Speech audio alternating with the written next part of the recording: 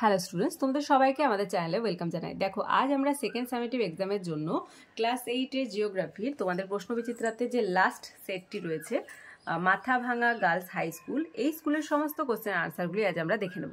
তাহলে চলো দেরি না করে ক্লাসটি শুরু করি। আজকের ক্লাসের ফার্স্ট কোশ্চেন, মকরীয় উচ্চচাপ বলয় থেকে নিরক্ষীয় নিম্নচাপ বলয়ের দিকে প্রবাহিত আয়ন বায়ুটি হলো, আনসার হবে দক্ষিণ পশ্চিম আয়ন বায়ু। সেকেন্ড, আমাজন নদী অববাহিকা যে জলবায়ু অঞ্চলে অবস্থিত সেটি হলো নিরক্ষীয় জলবায়ু। থার্ড, দক্ষিণ আমেরিকার শস্য ভাণ্ডার বলা হয়, খুব ইম্পর্টেন্ট কোশ্চেন, পম্পাস অঞ্চলকে। শূন্যস্থান পূরণ করো। ফার্স্ট দেখো কি রয়েছে, রেনগজ যন্ত্রের সাহায্যে ড্যাশ মাপা হয়, বৃষ্টিপাতের পরিমাণ মাপা হয়। পরেরটি দেখে নেই, উত্তর আমেরিকা মহাদেশের সর্বোচ্চ পর্বতশৃঙ্গটি হলো মাউন্ট ম্যাককিনলে। নেক্সট অন, পৃথিবীর ফুসফুস বলা হয় ড্যাশ অরণ্যকে, খুব ইম্পর্টেন্ট, সিলভা অরণ্য।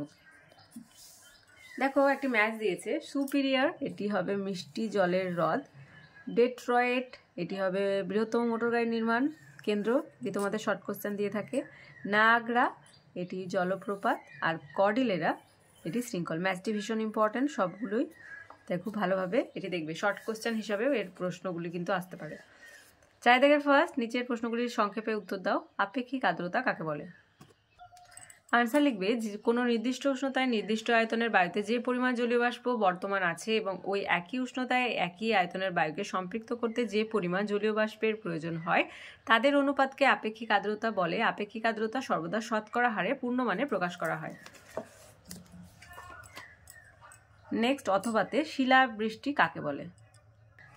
আনসার লিখবে, উচ্চ আকাশে শিশিরাঙ্ক তাপমাত্রায় ঘনীভূত জলীয় বাষ্প অনেক সময় 5 থেকে 50 মিলিমিটার ব্যাসযুক্ত ছোট বড় বরফ কণায় পরিণত হয়ে মাধ্যাকর্ষণ শক্তির টানে প্রবল বেগে বিক্ষিপ্তভাবে যখন কিউমুলোনিম্বাস মেঘ থেকে ছুটে আসে তাকে শিলাবৃষ্টি বলে। সৃষ্টির সময় কাকে বলে বলেছে, কাকে বলে পর্যন্ত লিখলেই হবে। নেক্সট ওয়ান, হ্রদ অঞ্চলের পঞ্চহ্রদের নামগুলি লেখো।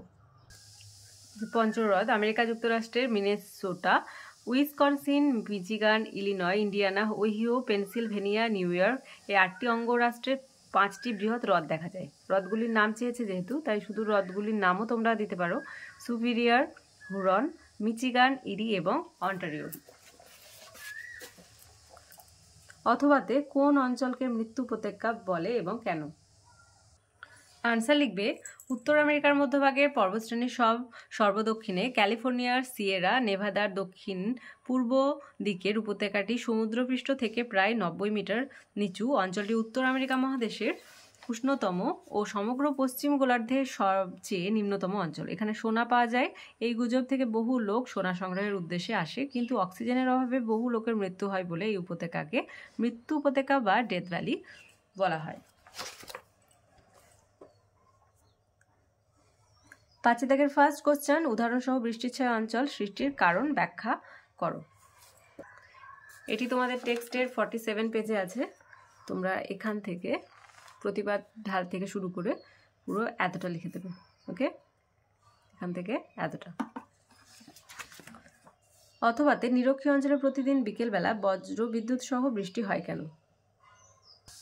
আনসার লিখবে, যে নিরক্ষীয় অঞ্চলে 5 ডিগ্রি টু 10 ডিগ্রি উত্তর ও দক্ষিণ অক্ষাংশের স্থলভাগ অপেক্ষা জলভাগের পরিমাণ বেশি। যেহেতু এই অঞ্চলে সূর্য সারা বছর লম্বভাবে কিরণ দেয়, তাই এই অঞ্চলের বাৎসরিক গড় তাপমাত্রাও প্রায় 27 ডিগ্রি সেন্টিগ্রেড থাকে। ফলে এই উচ্চ তাপমাত্রায় এখানকার বিস্তীর্ণ জলরাশি থেকে সৃষ্ট জলীয় বাষ্পপূর্ণ বায়ু পরিচালন পদ্ধতিতে ঊর্ধ্বগামী হয় এবং বিকেলের দিকে তা স্তূপাকার মেঘে পরিণত হয়। এরপর জলীয় বাষ্প আরও বেশি করে যখন ওই মেঘে যুক্ত হয়ে পড়ে তখন সেখানে কিউমুলো মেঘ বা নীরজ স্তূপ মেঘ সৃষ্টি করে। প্রসঙ্গত, এই মেঘ থেকে বজ্রবিদ্যুৎ সহ বৃষ্টিপাত প্রতিদিন বিকাল কিংবা সন্ধ্যের সময় অধক্ষিপ্ত হয়।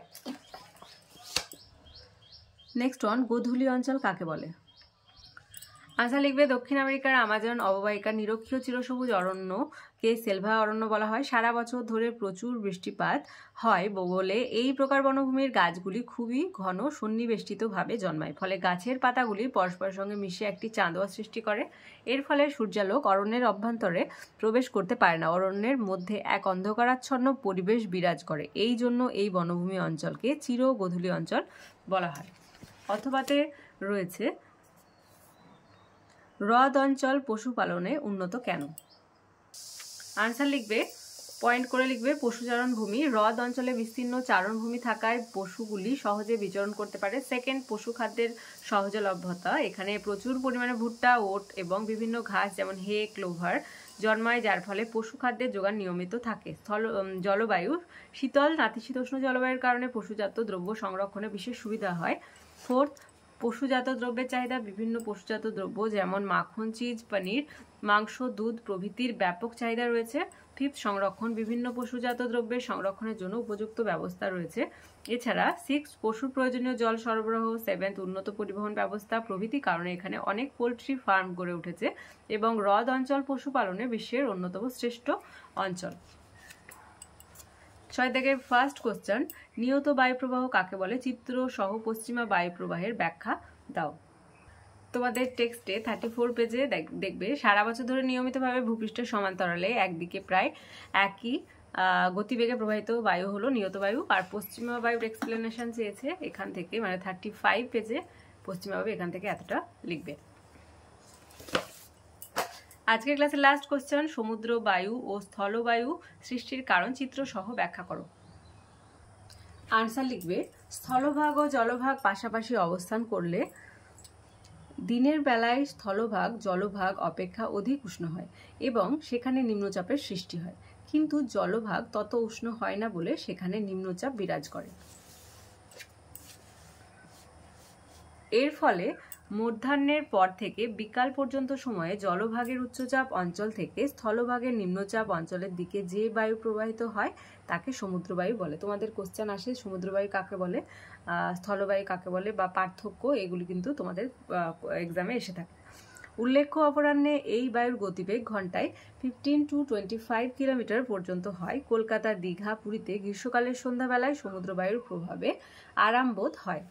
স্থলবায়ুতে পয়েন্ট করে লিখবে যে সন্ধ্যার পর থেকে স্থলভাগ ক্রমাগত তাপ বিকিরণ করে শীতল হতে শুরু করে। রাত্রির দৈর্ঘ্য বৃদ্ধির সঙ্গে সঙ্গে স্থলভাগ এইভাবে দ্রুত শীতল হয় ও সেখানে উচ্চচাপ সৃষ্টি হয়। অন্যদিকে সমুদ্র জল ততটা দ্রুত শীতল হতে পারে না, ফলে রাত্রিবেলায় সমুদ্রের ওপরকার বায়ুমণ্ডলে নিম্নচাপ এবং স্থলভাগের ওপরকার বায়ুমণ্ডলে উচ্চচাপ বিরাজ করে। সেই কারণে মধ্যরাত্রি থেকে ভোরবেলা পর্যন্ত স্থলভাগ থেকে সমুদ্রের দিকে যে বায়ু প্রবাহিত হয় তাকে স্থলবায়ু বলে। উল্লেখ্য, সমুদ্র উপকূলবর্তী অঞ্চলে এই বায়ু বিশেষভাবে অনুভব করা যায়। সমুদ্র বায়ুর ডায়াগ্রামটা দেবে, যখন সমুদ্র বায়ু লেখা কমপ্লিট হয়ে যাবে তারপরেই ডায়াগ্রামটা দিয়ে দেবে। তারপর নেক্সট স্থলবায়ু স্টার্ট করবে, স্থলবায়ুর পর ডায়াগ্রাম দেবে। ওকে, ভালোভাবে দেখে নাও।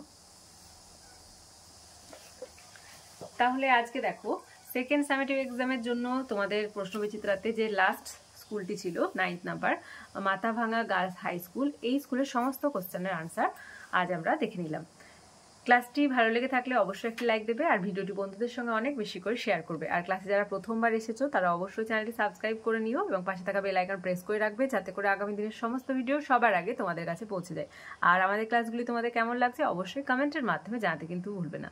তোমাদের সুবিধার্থে একটি টেলিগ্রাম গ্রুপ ওপেন করা হয়েছে, যদি সেই গ্রুপে কেউ জয়েন হতে চাও এই ভিডিওর ডেসক্রিপশন বক্সে লিঙ্ক দেওয়া থাকবে, সেখান থেকে তোমরা জয়েন হতে পারো। তাহলে আজ এই পর্যন্তই, তোমরা সবাই ভালো থেকো, থ্যাংক ইউ।